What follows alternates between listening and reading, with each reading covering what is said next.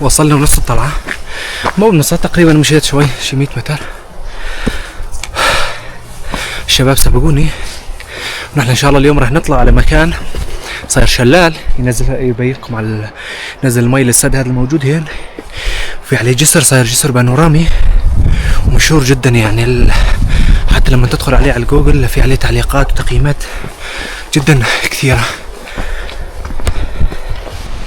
ما شاء الله. من هنا يبين عليك مية البحيرة زرقاء من انعكاس الشمس. الله حيو عماده. هلا حبايبي صدقوا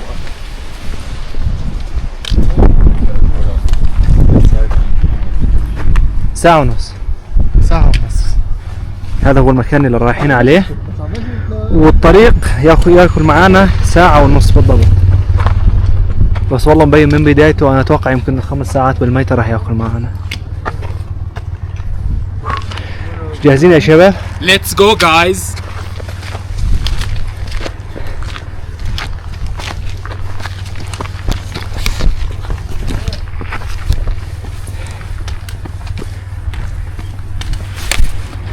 يعني لبست الجاكيت، جوه كان برد بس حاليا بدأت ترتفع الحرارة، لازم اشلح الجاكيت.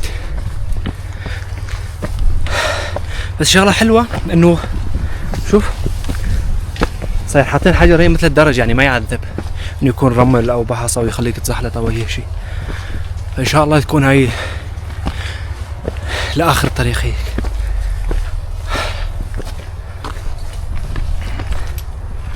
حتى زحمة ناس كثير جايين، مع انه احنا اختارينا نجي بكير الصبح، وعلى الرغم من هذا انه زحمة كثيرة.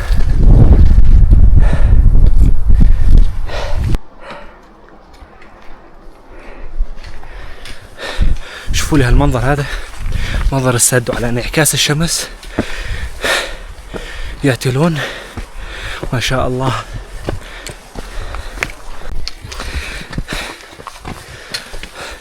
صديقنا عماد المسكين لسه ما طلعنا 200 متر، تعبه صار يبدل الشنطة. بس هي طبعا اول 200 متر تكون صعبة، بعدين تكون تصير سهلة. ما يعني عادي، ما عم نرقد رقد نتعب هيك. المشوة نبراي منيحة يعني، ناكل الجميع وما بنتعب. عم تصورني؟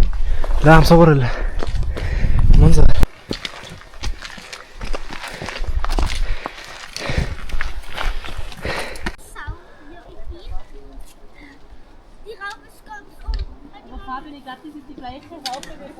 طبعا الحين وصلنا تقريبا، مشينا شيء 20 دقيقة نص ساعة من هذا المكان اللي أنا موجود فيه. ما شاء الله تبين البحيرة والسد بمنظر ما شاء الله عن جد جدا خرافي. حتى شايفين هناك باتجاه هذاك واخر البحيرة من الطرف الثاني، هذا كله ثلج وجليد يعني موجود، مع انه نحن بشهر 9.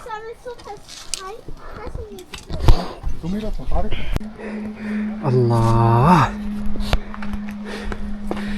منظر لحاله من هين لوحة فنية، تحس حالك عن جد بسطح المكتب.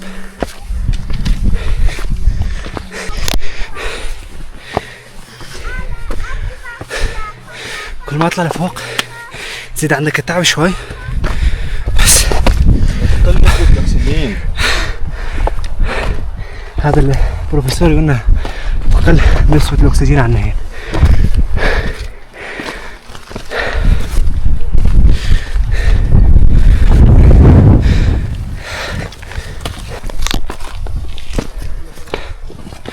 بعد ما جمعنا وخلصنا استراحتنا قررنا نكمل الطريق مشان نوصل. تقريبا حاليا الساعة صارت 11 مشان نلحق نطلع لفوق ونرجع. نطلع والنزلة راح تاخذ معنا وقت كثير، وحتى بيعنا من هنا للبيت شي ساعتين مشان نلحق نوصل بكير يعني قبل ما يتقدم علينا العين. سبحان الله، كل ما توصل على مكان أعلى كل ما تبين عليك البحيرة أكبر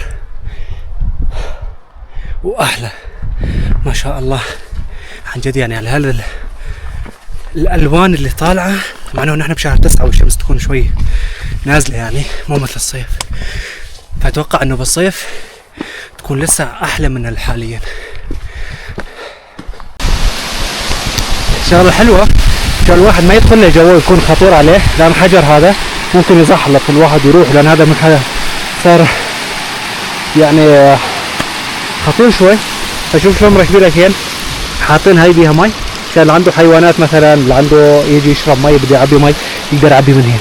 اوه المي ما شاء الله بارده كثير.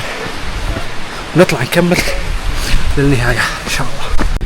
كل ما نطلع لفوق كل ما نمشي مسافه اكثر كل ما يزيد معنا المنحدر مثل ما انكم شايفين يرتفع كثير. هاي عائله هي معاها اطفال، واحد منهم بلش يبكي مسكين اكيد تعب. يعني الكبار عم تسوي 20 استراحه على الطريق، وعندك الاطفال هذول.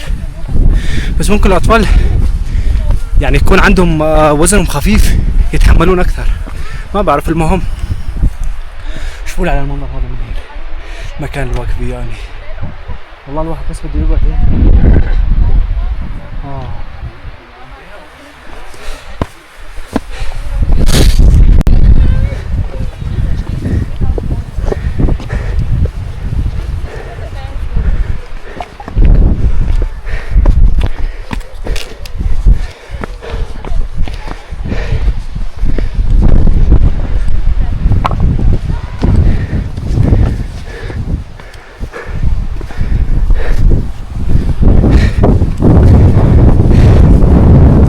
حتى هنا على المرتفع تزيد درجة البرودة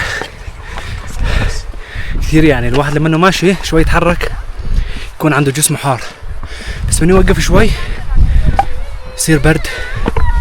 فالافضل الواحد انه ما يوقف ابدا او يتجنب الاستراحات الا لشيء ضروري.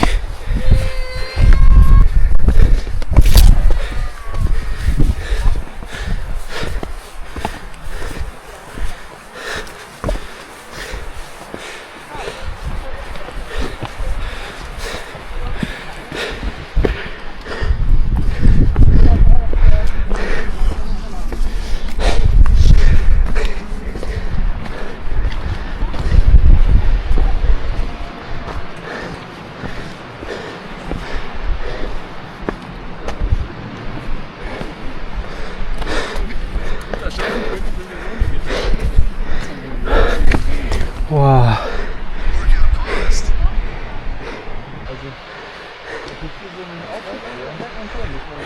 طبعا السد ها ما في حد للسد بدون الثلج بينزل يعني هذا السد كلياته المي اللي عم تنزل عليه. مثلا هناك عندك الثلج لحد الان موجود ثلج، فهي عم تشوف مبين هناك الذوبان عم يعبي يغذي السد مشان ما ينقص المي تبعه. وحتى هي من الجنب هذا شوف مثل ما انا شايفين حتى بميه وبشلال صارت من هنا.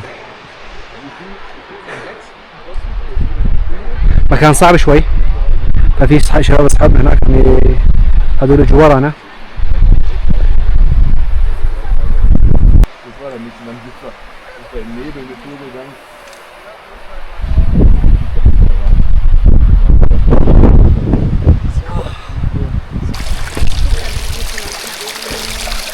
Janka, niet Janka. Ja,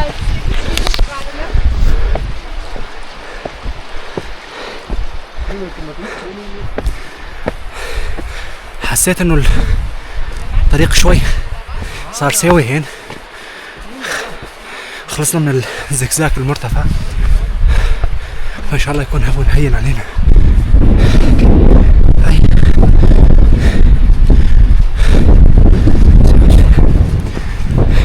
احنا طالعين والناس عم تنزل الساعة 11:30،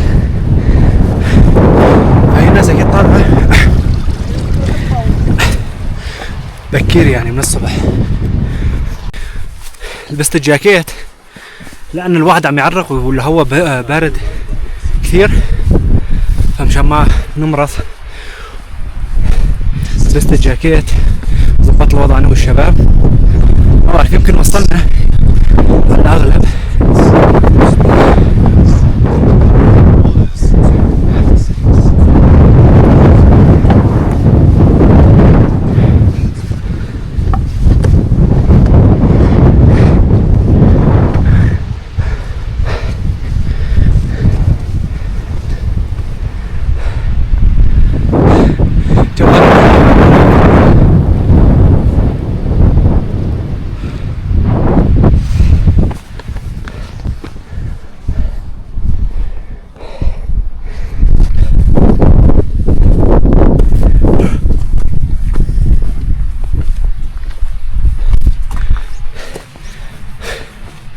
وصلنا بهذا المكان. الهواء ممكن لانه جبال مسكره من كل الجوانب، الهواء صار خفيف جدا يعني، ما في ريح مثل قبل شوي لما كنا جوا. اضطريت البس الجاكيت لان كانت الجو عفوا الريح بارد، مثل ما انتم شايفين الثلوج كلياتها، الواحد لابس نص كم فيبرد. شوفوا لي انتم هنا شلون صاير الحجر، شلون تقطيع الحجر هذا. اتوقع الحجر يتقطع ويستخدمونه للبناء، عمليات البناء او المرمرة وهذا الشيء.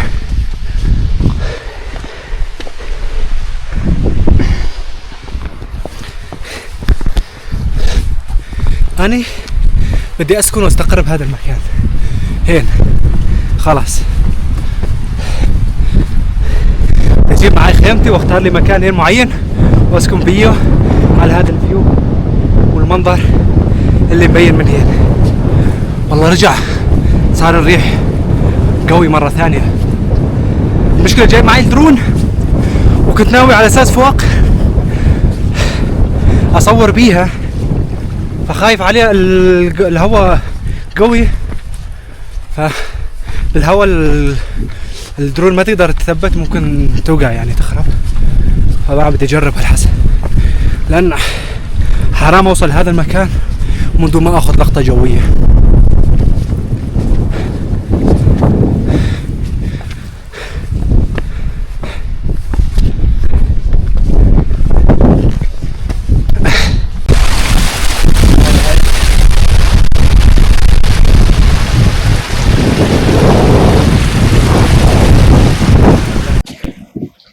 حاطين لك اللافتة هي الموجودة، هاي الحيوانات المتواجدة في هذا المكان كلها. طبعا هاي الغزلان ممكن كثير نشوف منها، وهاي الخنازير البرية، وهذا الأرنب.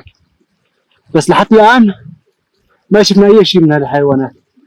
ممكن لأنه على الأغلب لأنه كثير ناس تطلع لهذا المكان، فالحيوانات تتخبى منهم.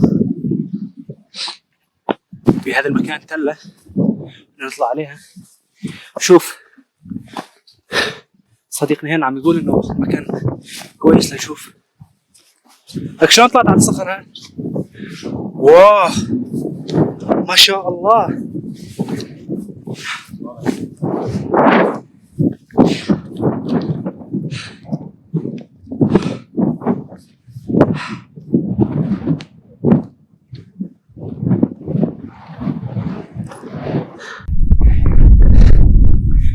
هذا الطريق نسوي له مثل حجر درج طالع.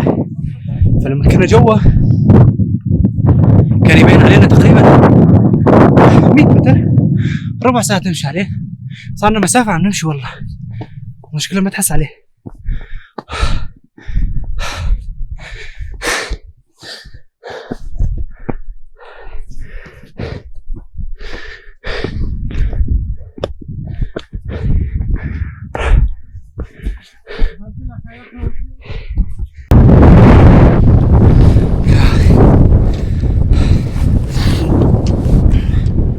والله عن جد متعب، فالواحد لازم مشان يظل يحافظ على لياقته البدنية يعني أقل شيء 4 مرات بالشهر يطلع يسوي رياضة. مو رياضة تبعية النادي، يطلع النادي أو بسكليت أو أي شيء، يطلع يمشي مسافات مفتوحة بالجبل. لا والله أنا صار لي تقريبا مدة طويلة ما طلعت جبل، وهي اللي طلعتها يعني ما تنحسب يعني مستوى عالي. مستوى التعب اللي وصلت له جدا مشكلة، لازم الواحد يطور من نفسه.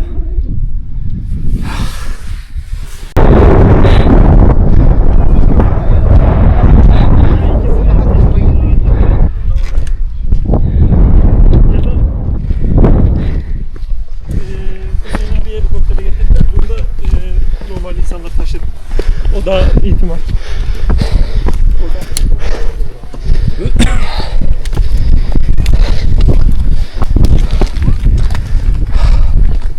عمره مع المعزة.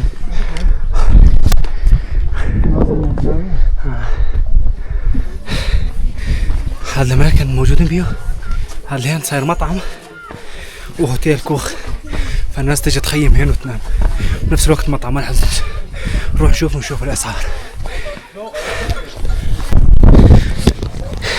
الشيء الغريب والحلو انه براس الجبل بهذا المكان يعني يكون الشتاء جدا بارد، وشوف ما بين الحيوانات معز دجاج غامق يكون خضك ما بعرف شو يكون موجود فيه وهيك.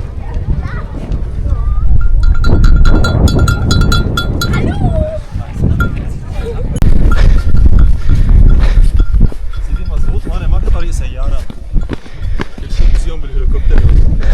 غريب انه مش عارفين. ايه عم اقول لك هون كل شيء نظامي بالهليكوبتر، كل شيء اكل شرب عصير.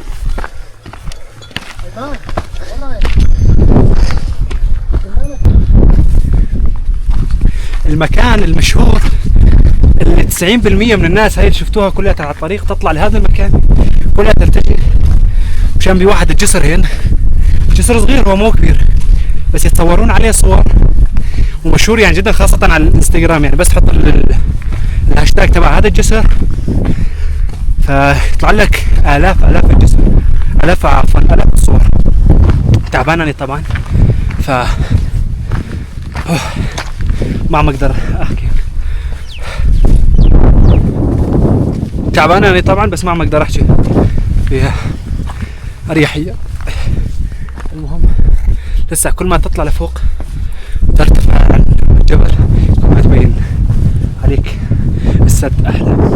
نحن هنا حاليا موجودين عند هذاك البيت 2382 متر ارتفاع الجبل. لسه يرتفع معنا لفوق تقريبا 3000 ل 4000 حسب الجبل هذاك الورا باين عليكم صغير بس الساعة باين اكبر. وهذا هو وصلت الجسر. نعم اقسم بالله انا خايف، انا حاسس بدي اوقف على الدور ساعة لحتى هنا احصل لي دور واتصور.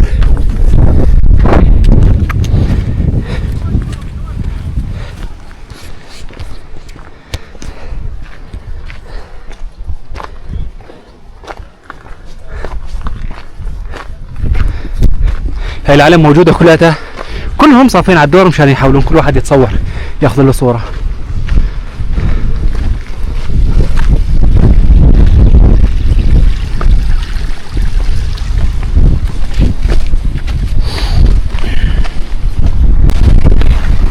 شوف كمية تجمع الناس موجودين كلياتها، ناس عم تصور وناس عم تاخذ وضعيات.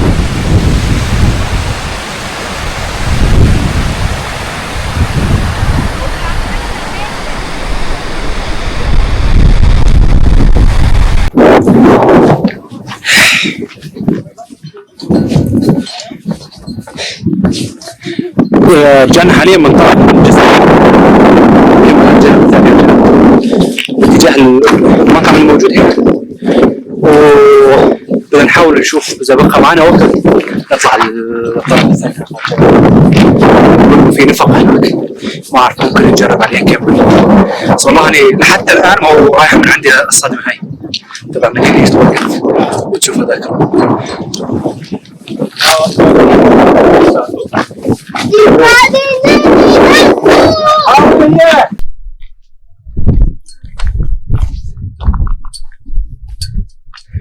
بالنسبة لك للإشارات هاي إشارات علم النمسا، هاي الإشارات أغلب الطرقات الجبلية تكون موجودة نفس المكان مشان الواحد بس عشان ما يتلف في الجبل يلاقي مكان يعرف حاله إنه الطريق الصحيح.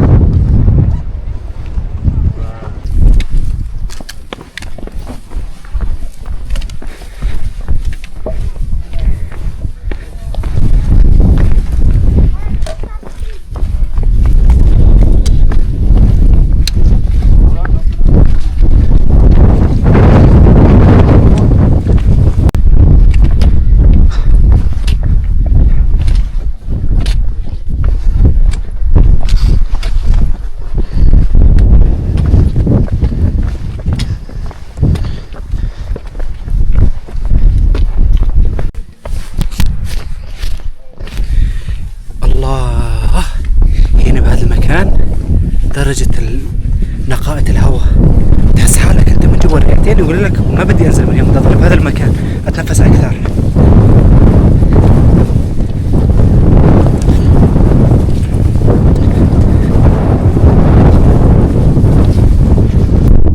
والله يا شباب اصحابي الجروب اللي جينا كلياتهم راحوا قدامي، طبعا بجاي كنت اني من اول واحد، فرجلي بعد ما شاف هذا المكان يقولوا لي لا بدنا نبقى هنا، نظل بهذا المكان ما بدنا نرجع لفوق، ولازم نبطل اخر واحد موجود. شفنا هذا المكان والناس عم تتصور هناك، فقررنا نخالف الجروب وننزل ونشوف، نحاول ناخذ لنا صورتين من هنا لعله عسى يكونوا كويسات. هذا هو طبعا والله انه مكان يستاهل.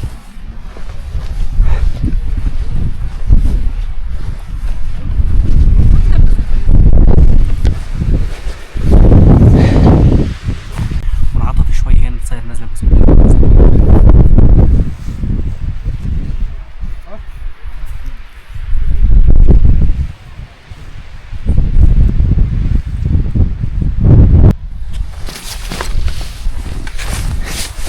خلصنا تصوير والشباب تبعنا الجروب عم يستنونا هناك وعم يشرونا تعالوا مشان ننزل كلياتنا سوا.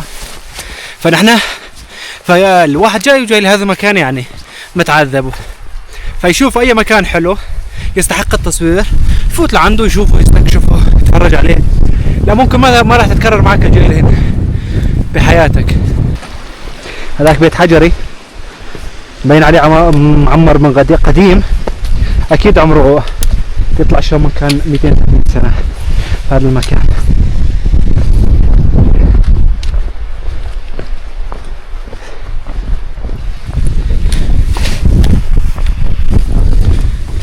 بعدين تعقيبا على اللي شفت كثير فيديوهات على اليوتيوب يحكون عليها، يقول لك انه سويسرا وما سويسرا. طبعا النمسا والله لسه فيها جمال احلى من سويسرا ب1000 مرة، بس هي المشهورة والماخذة الصيد كلياته سويسرا.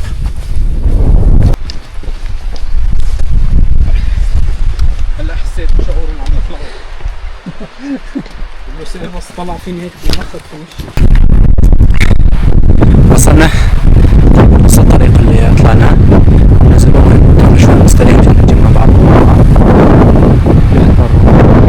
سبحان الله المي تبين من هنا شكلها لونها الفيروزي، يعني الجو بارد عم يشيل نازلني. ذكرت شيء قلت لازم اقوله بحكي لكم اياه. طبعا والله انه الطلعات هاي بين الطبيعه وتطلع تتمشى وتنفس، هي المكان ما فيه لا انترنت ولا اي شيء ابدا، ولا اي يعني لا طرقات لا اي شيء، يعني اذا صابك شيء ما لك مجال حد يساعدك. ثاني شغله بسبب هذا الشيء تبعد عن الدنيا كلها، عن السوشيال ميديا، عن كل شيء، يعني يصير عندك مثل خلوه بالنفس، تاخذ راحه نفسيه. ولسه لو في امكانيه والجو بارد بالليل، يعني حاليا الشمس طالعه والجو بارد، بالليل اكيد راح تكون ناقص، فوالله التخييمه فوق الواحد يكسب راحه بال، يخيم له يوم او يومين هيك بالجبل، يجيب مع الاكل تبعه وكل شيء معداته، تكون معاه عن جد خلوة نفس وزادت راحة نفسية. الإنسان يحتاج إلى جسم الإنسان يحتاج إلى فرمته سوفت وير، يعني انه تكون عندك بالشغل بضغوطات الحياه بضغوطات العائليه الشغل كل ما عندك مجال، فبدك هيك تروح تبعد عن العالم كلها مكان بحالك وتعيش. لا انترنت، اهم شيء الانترنت تبعد عنه، لا اخبار لا اي شيء. والله انه الانسان يصير عنده فعلا راحه نفسيه. يعني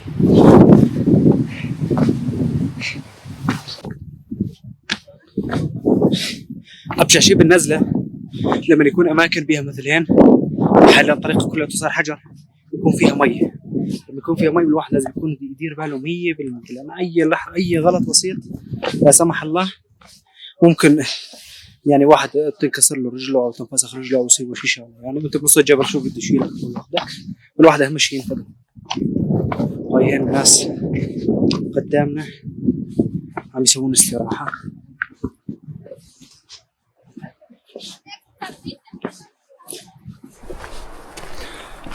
يا الله ايش قد مريح سكون الغابة.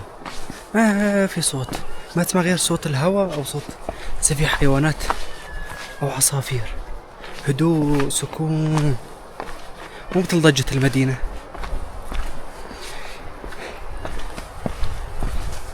انا اكتشفت بي موهبة انه اني رجل الطبيعة والغابة. لازم اشوف واعيش هنا، اجيب لي بيت واعمر لي اسوي لي بيت هنا بنص الغابة واعيش فيها. بالطلوع لفوق اكل معنا الطريق تقريبا ساعتين ونص، لان بسبب انه كان نتعب ونسوي استراحات كثيرة. بس بالنزلة تقريبا سوينا مرتين استراحات وقفنا فيهن. اكل معنا الطريق لحد الان تقريبا شي ساعة و20 دقيقة وصلنا. انا حاليا وصلت المكان اللي طلعت منه، نفس المكان اللي طلعت منه. هذا هو من هنا، شوفكم اياه. هذا هو الدرج. اذا تذكرون باول فيديو قلت لكم